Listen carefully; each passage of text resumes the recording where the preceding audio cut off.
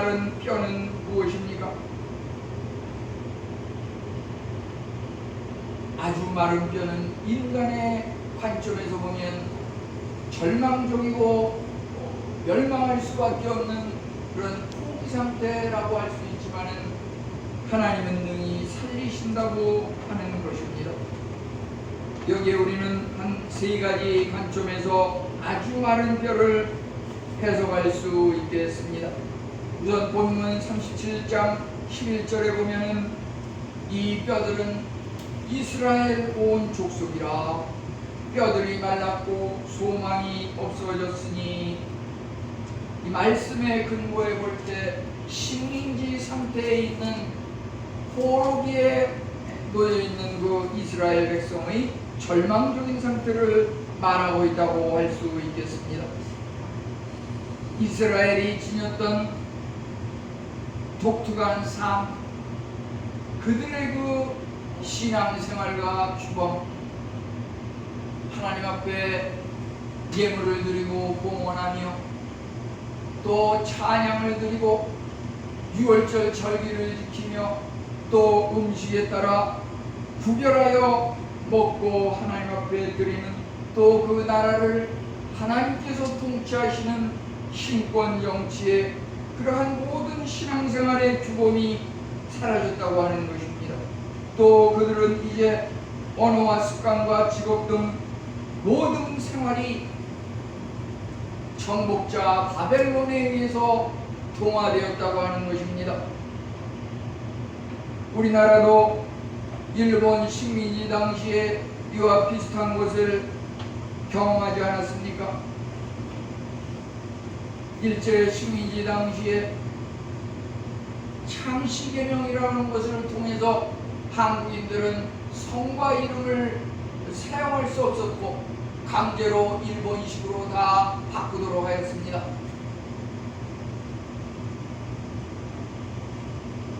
또 한국의 어떤 고유한 문화와 특색이 있는 것들은 일제 계속될 수 없도록 그러한 것들을 막고 하지 못하도록 했던 것입니다. 바로 이 이스라엘이 지녔던 신앙생활의 규범, 그들의 삶 속에서 있었던 여러 가지 것들이 모두 부서지고 망가지고 국가 생활은 파괴되었습니다. 오늘날 우리가 코로나로 인하여서 교회 생활이 어떠합니까? 여러 가지 면에서 참으로 위축되고 약화된 것을 우리가 보게 되지 않습니까? 그러나 이러한 것들에 비해서 훨씬 더 큰 그러한 문제가 오늘 말씀을 읽은 그 이스라엘 백성에게서 있었다고 하는 것입니다. 이 마른 뼈는 이스라엘 집 전체를 말하고 있습니다.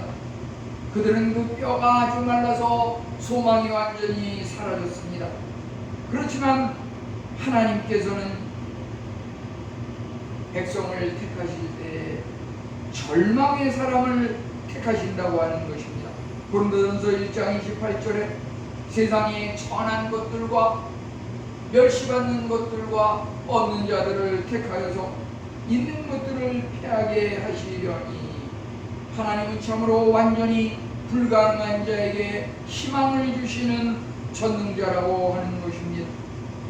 우리가 참으로 세상 살아가면서 날마다의 삶 속에서 하나님 없이 내 나름대로 뭔가 해보려고 하지만 그것이 도저히 스스로 할 수 없다고 하는 그 불가능을 깨닫고 모든 것을 포기할 때 그 순간부터 하나님께서 역사하신다고 하는 것입니다. 왜 하나님께서 약속하신 창세기로부터 계시록까지 그 구약과 신약의 무수한 약속들이 우리 삶 가운데 일어나지 않습니까? 그 하나님께 모든 것을 맡기고 하나님께 우리 삶 가운데 역사하시도록 온전히 믿고 맡기지 아니하고 하나님을 버리고 하나님을 팽개치고 하나님과 멀어져 있는 상태에서 우리 스스로 하기 때문에 이러한 문제가 발생한다고 하는 것입니다. 이제 이 골짜기에 아주 마른 뼈는 이교도생의 종교 상태라고 볼 수가 있습니다. 하나님께서 원래 인간을 창조하실 때 사랑과 거룩함과 진리의 모습으로 창조하셨습니다. 하나님의 형상을 따라 이렇게 창조하셨지만 우리 인간은 죄를 지음으로써 하나님의 형상, 진리와 거룩함과 사랑의 그 모습이 모두 사라져버리고 죄악으로 말미암아 죽음에 이르게 되었다고 하는 것입니다. 이것이 참으로 이교도의 불행한 사건인 것입니다. 하나님의 그 진노와 저주 아래 세상은 멸망하게 되었습니다. 골짜기는 짱으로 뼈로 가득 찼습니다.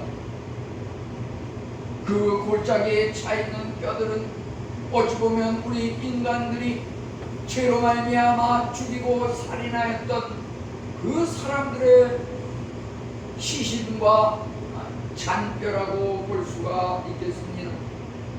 한국의 그 살인사건 통계를 보면 해마다 증가하고 있는데 이제 작년 2019년만 하더라도 886건이 살인사건으로 있었고 그 살인사건이 발생한 시간을 보면 하루 중에서 주로 밤중 야간에 있었던 것을 볼 수가 있습니다.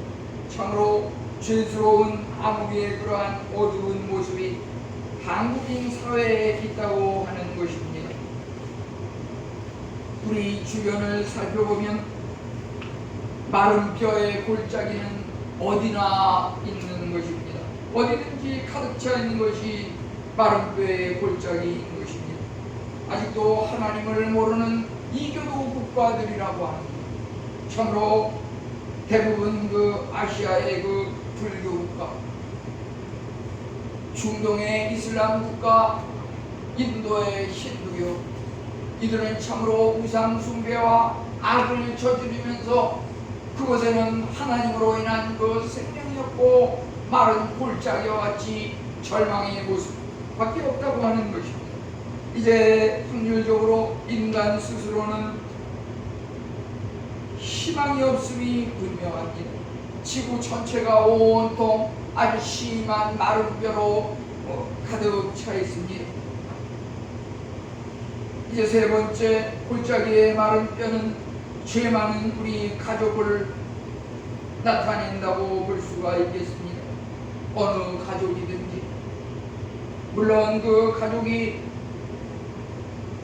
모두 하나님을 잘 믿는 신앙의 가족도 있겠지만 대체적으로 더 많은 것은 한두 명의 그 불신앙 식으로 말미암아 그 가정이 평탄치 아니하고 마른 뼈의 골짜기와 같은 그러한 고민과 고통과 말할 수 없는 그 갈등이 끊이지 않고 있다고 하는 것입니다. 불신앙은 죄로 말미암아 죽을 수밖에 없습니다. 아주 마른 뼈만 남은 절망적인 삶입니다. 기독교는 역사적으로 굴곡이 많이 있었습니다.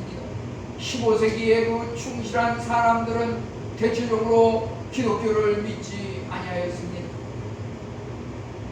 이제 16세기에 들어서면서 루터와 칼빈 종교개혁자를 통하여서 다시 한번 종교의 부흥이 있었고 그 종교개혁의 주제는 이신칭의 믿음으로 의롭게 되고 구원에 이른다고 하는 그런 구호와 함께 큰 부흥이 있었습니다. 거기에 참으로 믿음의 대관식이 있었습니다.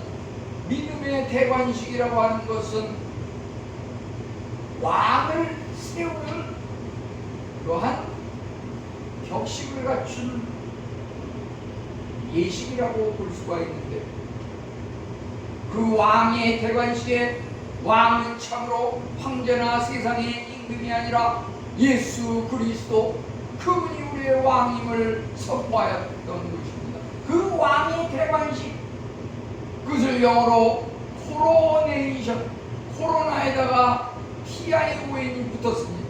왕의 대관식, 왜 오늘날 코로나가 번창하고 온 세계의 팬데믹이라 그래서 그치지 않고 있습니까? 우리는 참으로 인간을 왕으로 세우고 세상의 임금과 지위와 권력의 목회자들도 꼼짝 못하고 그 앞에 가서 고개를 꾹꾹 숙이고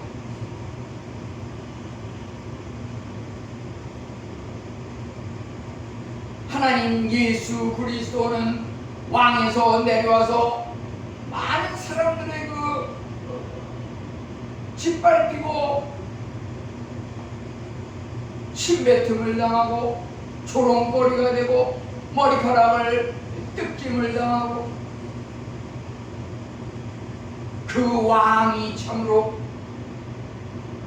세상의 온갖 권력과 물질과 우리가 추구하는 여러 가지 쾌락들이 왕으로 임하였다고 하는 것입니다. 그것이 코로나입니다. 우리가 하나님을 잃어버리고 왕을 잃어버리고 우리 마음의 왕자의 주님을 모시지 못하고 내려놓음으로 말미암아 예수 그리스도의 그 코로나가 잃어버리고 세상 임금들이 그것을 차지하였습니다. 참으로 칵테일 파티도 코로네이션이라고 그러는데 얼마나 많은 그 이태원 사건, 얼마나 많은 그 음주, 가무 이러한 것들이 유행하면서 코로나가 그것에 원상이 되는지 알 수가 없습니다. 18세기 초에 교회의 절망적인 상황에서 하나님께서는 웨슬리와 또 부흥주의, 복음주의를 일으켜서 교회의 부흥을 이끄셨습니다.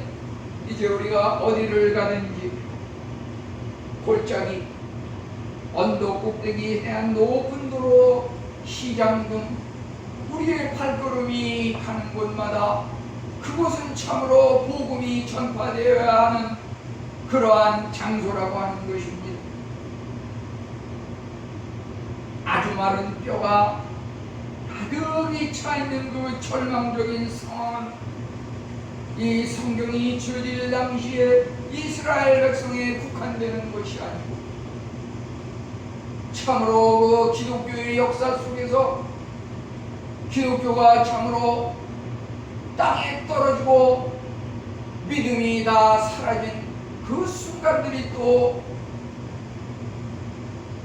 아주 심히 많은 그 마른 뼈들의 세계라고 하는 것입니다.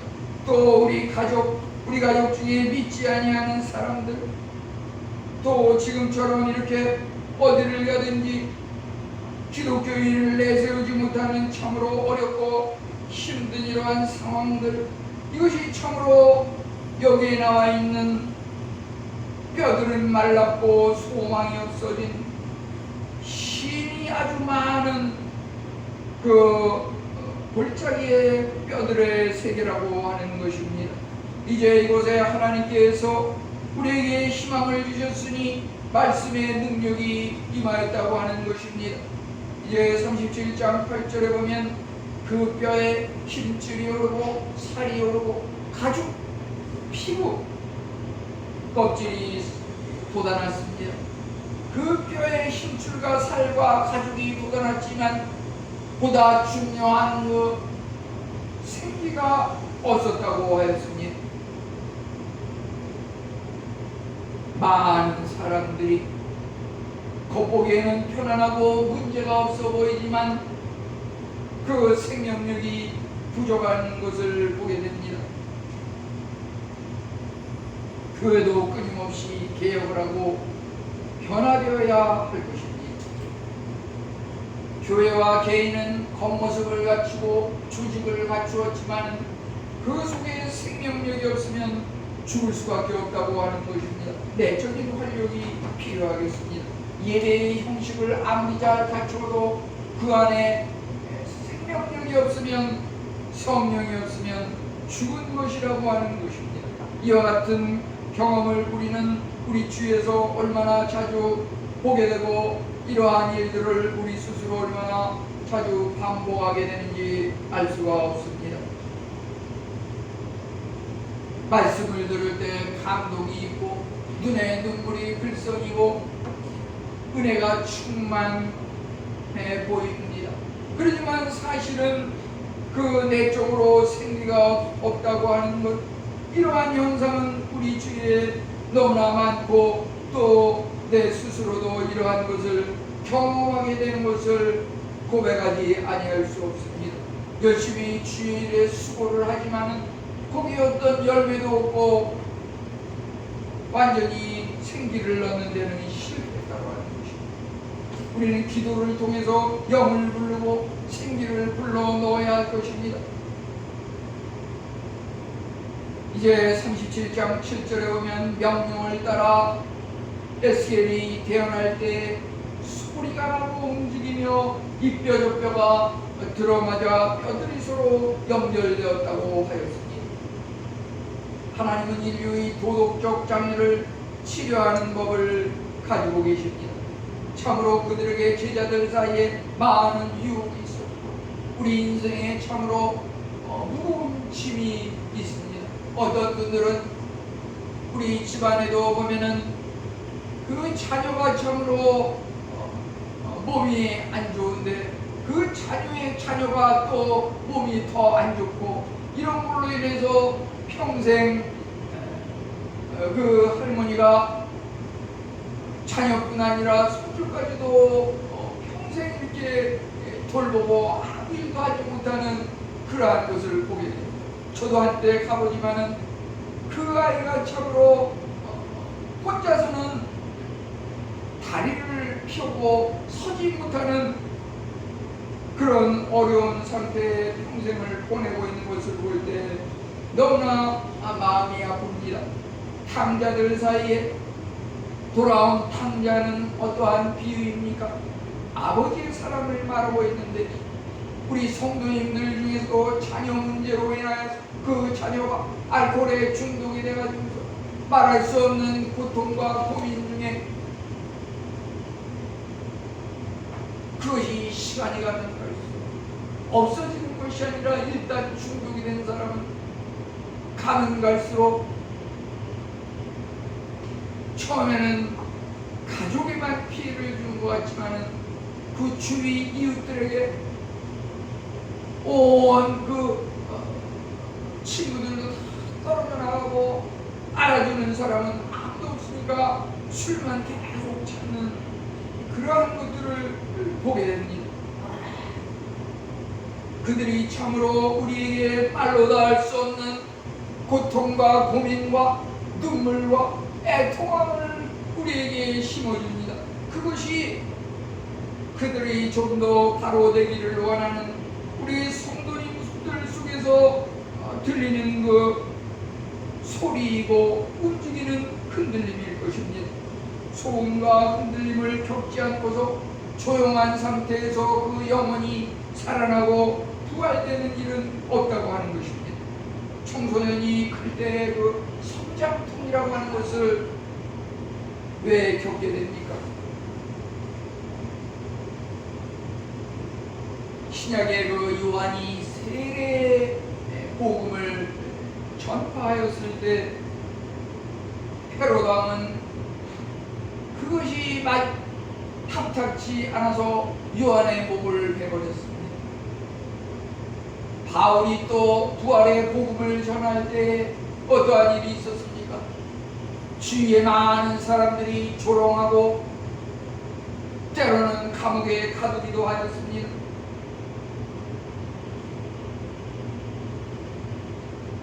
우리가 세계방방곡곡에 또 선교사를 파송해서 복음을 전하는 일을 하고 있지만 그 인도의 청글에서 또 중국의 만리장성에서 또 1억의 인구가 되는 그 일본과 같은 나라만 하더라도 그 잡신이 무려 2천만이나 된다고 하는 그런 잡신의 나라입니다. 그러한 곳에 0.7% 소수의 기독교인들이 그 나라를 변화시키려고 애쓰다 보면 그것이 간단한 문제는 아니고 때로는 핍박과 박해와 죽음을 당하는 그러한 일까지 생기고 그러한 일이 반복된다고 하는 것입니다. 그것이 바로 하나님의 은혜로 말미암는 뼈와 뼈들이 연결될 때 들리는 소리와 흔들림과 진동이라고 하는 것입니다. 그저 맹숭맹숭한 상태에서 저절로 이렇게 하나님을 믿고 구원에 이를 수는 없습니다. 거기에 참으로 말로 다 할 수 없는 고통과 애통함과 소리와 흔들리는 움직임이 있다고 하는 것입니다. 복음이라고 하는 것은 생명의 복된 소식입니다. 예수님께서 십자가에 못 박혀 죽으시고 이제 성경대로 사흘 만에 부활하사 하늘에 오르사 하나님 보좌 우편에서 우리를 내려다보시고 우리를 위하여 간구하시는 그 하나님의 아들 예수 그리스도를 통해 생명이 참 생명이 전파된다고 하는 것입니다. 이제 성도의 그 특별한 일은 무엇입니까? 그것은 아마 우리 개인 자신이 구원을 얻는 문제일 것입니다. 우리 교회가 전체적으로 구원을 얻고 이 한민족이 국가적으로 구원을 얻고 그거다 좋겠지만은 구원이라고 하는 것은 우리 개개인이 개별적으로 하나님 앞에 받는 은혜라고 하는 것입니다. 예수 그리스도를 믿는 자가 구원을 얻을 수가 있습니다. 이제 우리는 그 복음이 유대인과 이방인 모든 자에게 주님께서 예비한 자들에게 주의 복음을 전파해야 하는 이유가 여기에 있습니다. 부흥이라고 하는 것은 무엇입니까? 7절에 보면은 이 뼈 저 뼈가 들어맞아 뼈들이 서로 연결되더라. 올바른 조직과 통합을 말한다고 하는 것입니다. 외적으로 형식을 갖출 뿐만 아니라 내적인 그 아름다움까지 겸비한 그런 상태의 그 부흥, 하나님의 영을 통하여 승리가 일어나는, 하나님께서 참으로 이 땅에 그 기독교의 역사가 많은 굴곡이 있었지만은 고비마다 하나님께서 그 종교 개혁을 통하여서 또는 부흥을 통하여서 죽어가는 기독교를 살리셨다고 하는 것입니다. 우리가 왜 이런 비대면 예배를 드리게 되는지요? 여러 가지로 생각을 하게 됩니다. 우리가 드리는 그 교회에 나와서 대면 예배로 하나님 앞에 드리는 그 예배가 너무나도 형식적이고 외식적이고 의식적인 면은 없었는지요? 겉모습이 갖춰졌다 그래서 다 내부적으로도 문제가 없다고 볼 수는 없겠습니다. 보다 중요한 것은 의식이 아니라 영적인 삶인 것입니다. 우상 숭배는 모든 사건에서 영원히 사라져버려야 합니다. 부흥의 가장 큰 힘은 거룩함이라고 하는 것입니다. 우리가 무슨 일을 하든지 하나님 없는 사업이나 하나님 없이 하는 우리 인간의 일이라고 하는 것은 무의미하고 거기에 참으로 일시적인 번창만 있다고 하는 것입니다. 우리는 무슨 일을 교회에 나와서 예배를 드리는 이 순간이 하나님 앞에 드리는 예배의 그러한 일뿐만 아니라 이제 교회 밖에서 하나님의 선하시고 기뻐하시고 온전하신 뜻이 무엇이든지 분별하도록 하라. 우리가 삶의 현장에서 늘 하나님 앞에 예배드리는 마음으로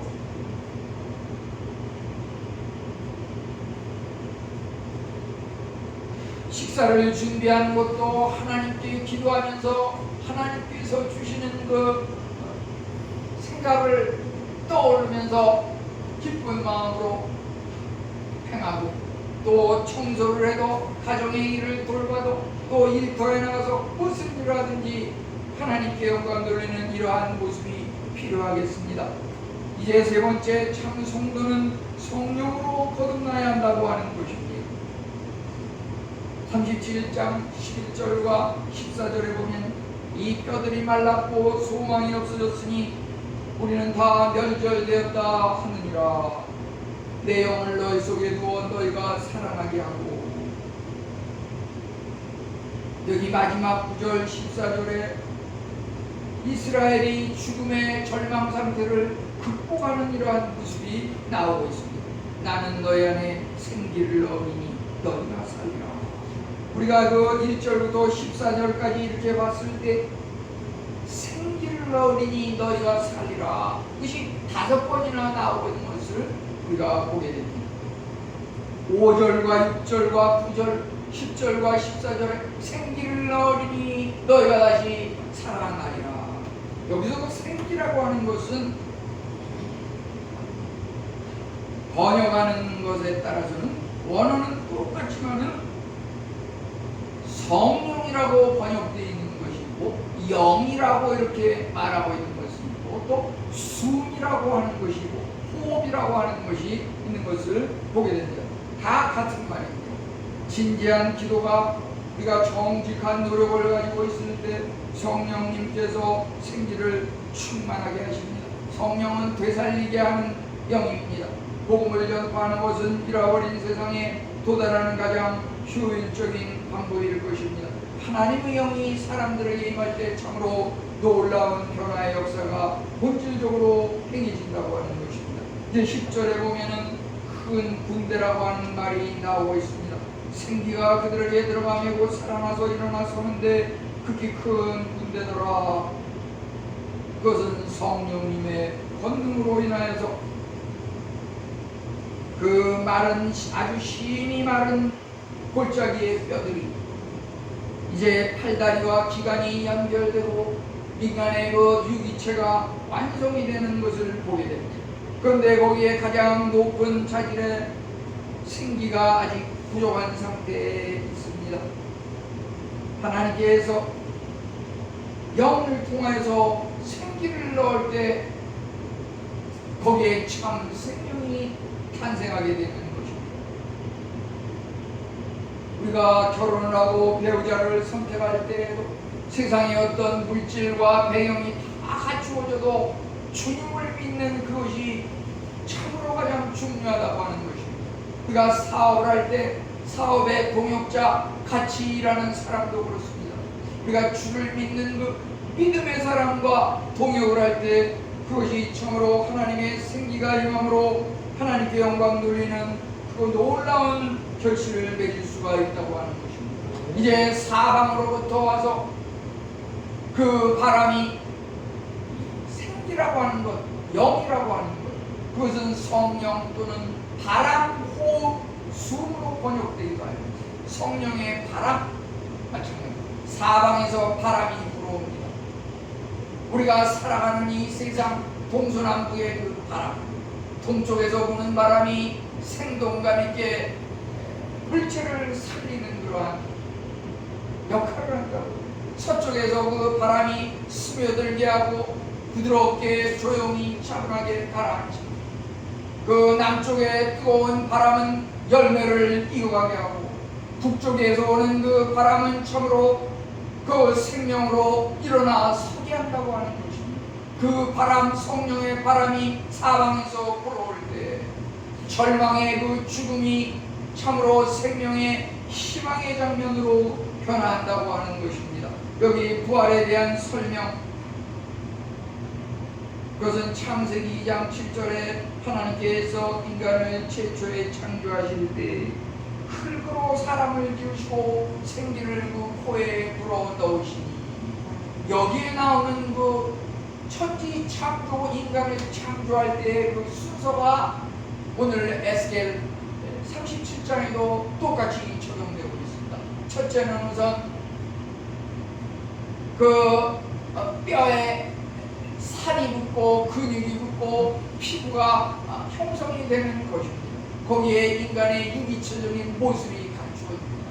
인간의 모습이 겉보기에 다 갖추어지고 그럴듯하다 그래서 그것이 생명력이 있는 것이 아니고 하나님의 생명이, 생기가 그곳에 불어져 들어갈 때 생명이 된지라 창세기 2장 7절은 그렇게 말하고 있습니다. 그는 다니엘 12장 2절에도 땅이 티끌 가운데 차는 자 중에서 많은 사람이 깨어나 영생에 이른다고 하였습니다. 구약의 부활 사상을 말하고 있습니다. 영혼의 부활이라고 하는 것, 살아나 일어나 서는 것은, 우리가 참으로 영혼의 부활이라고 하는 것은 감옥과 사슬이 풀리는 그러한 것들. 베드로가 감옥에 들어갔지만은 그 밤중에 그 잠을 자는 사이에 천사의 소리가 들렸는데 그 천사를 통해서 쇠사슬이 풀리고 감옥의 문이 열린 것을 우리는 사도행전 12장 7절에서 보게 됩니다. 그것이 바로 영혼의 부활의 예라고 볼 수가 있겠습니다. 용서와 개혁, 용서야말로 영혼의 부활의 증거요 신호라고 할 수가 있습니다. 내가 참 용서를 받은 사람은 그 은혜에 감사해서 남을 용서할 수가 있겠습니다. 왜 우리가 용서를 하지 못하고 한 사람에 대한 뼈아픈 그 상처가 평생 그것을 반복하면서 자꾸 이야기하게 되는 그러한 것을 벗어나지 못하고 있습니까? 주님께서 그 가능한 여인을 부르시면서 너 중에 주위에서 그 많은 사람들을 향해서 너 중에 죄 없는 자가 먼저 돌로 치라 했을 때 모두가 자기 자신의 죄를 생각하고 하나둘 다 사라져버리고 나중에는 그 예수님과 여인만 남은 것을 볼 수 있습니다. 예수님께서 그에게 뭐라 그랬습니까? 나도 너를 정죄하지 않느냐. 이제 가서 앞으로 죄 짓지 말고 올바로 살라고 이야기하지 않았습니까? 우리가 참으로 우리 사람에 대해서 판단을 하고 심판을 하는 것은 주님의 영역을 침범한 인간의 그 교만이라고 하는 것입니다. 그래서 우리는 구원받은 자, 용서받은 자, 죄를 용서 안 받은 자는 남을 용서할 수가 있는데 결코 우리 입을 통해서 내 이웃의 잘못을 결코 이야기하지 않는 그것이 바로 구원의 징표인 것입니다. 우리는 입을 열면 누군가에 대해서 말할 때 그 사람의 진짜 좋은 점만 이야기하는 것이 구원받은 자의 특징이라고 하는 것입니다. 이제 마지막으로 영혼의 이 부활이라고 하는 것은 하나님께서 인간과 소통하는 가장 큰 목표라고 볼 수가 있겠습니다.